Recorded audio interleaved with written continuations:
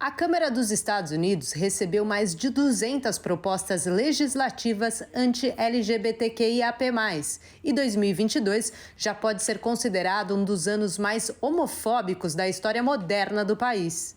O problema é que a violência contra a minoria no país mais rico do mundo não fica apenas nos textos dos projetos de lei, porque mesmo que eles não sejam aprovados, podem servir para alimentar discursos de ódio. I think the main point is that connection of how much violent and hateful rhetoric does for any community. And right now we're seeing it with the LGBTQ plus community. There was rhetoric against drag queens and drag shows, and talking about you should not take your children to drag shows.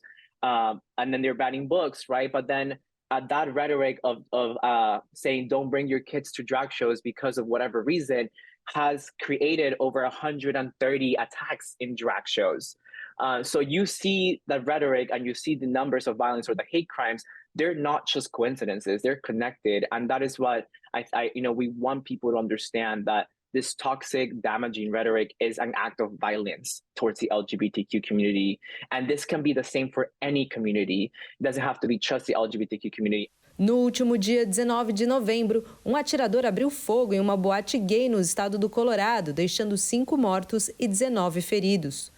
O agressor foi rapidamente identificado e, para os especialistas, não é nenhuma coincidência que ele venha de uma família republicana, uma vez que esses ataques, sejam físicos, emocionais ou verbais, costumam ser associados à extrema-direita. Essa perigosa ala da política americana ganhou impulso sob a administração do ex-presidente Donald Trump, que chegou à Casa Branca atacando imigrantes e outras minorias.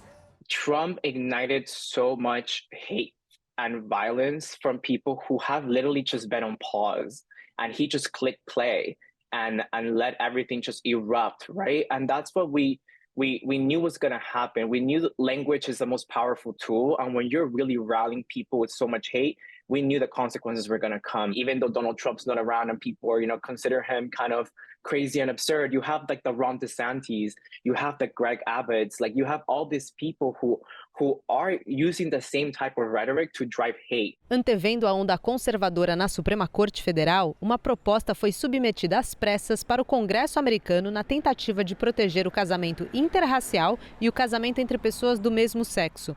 A medida já foi aprovada pelo Senado e deve chegar às mãos de Joe Biden nas próximas semanas. A pressa e a pressão envolvendo este projeto de lei têm como objetivo evitar que o casamento gay seja questionado em alguns estados, como aconteceu com o aborto meses atrás. And that came about from that abortion leak from the Supreme Court, right? In that document, the conservative Supreme Justice stated that basically the court case that protected same-sex marriage was up next, and kind of listed all the things that were going to be up next. And that is when Congress took action to introduce the Respect for Marriage Act, to get rid of DOMA, to ensure that also it includes interracial marriages. Because at this point, like I said, it's 2023, and the fact that we don't have that protected in our nation is alarming.